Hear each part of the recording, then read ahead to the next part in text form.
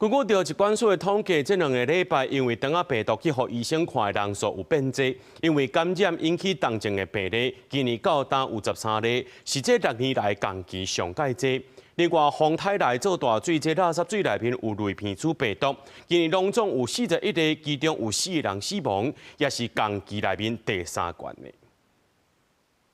最近天气烧热，精神学细菌生炭，疾管署19指出，中部和南部分别有1个红婴仔得到肠仔病毒重症。疾管署嘛表示，这2礼拜因为肠仔病毒去看医生的人数增加5.3%，因为肠仔病毒并发重症的患者有7例，今年拢总加起来已经有13例，是6年来共期病例上侪的。这个检验之后，怀疑是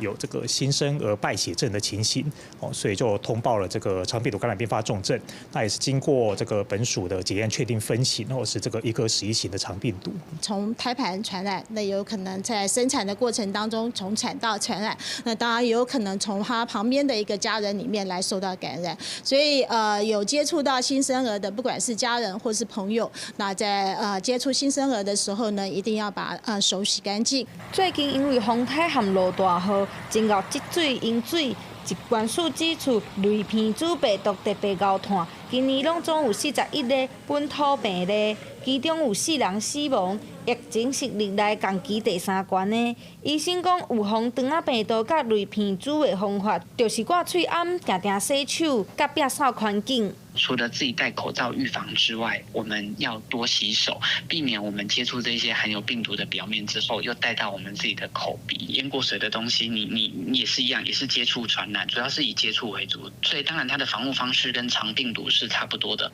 另外，疾管署嘛提醒讲，虽然即马无添加例甲屈光病的本土病例，嘛是爱检查清理积水，避免蠓虫生炭。记者陈心东社桂林台北报道。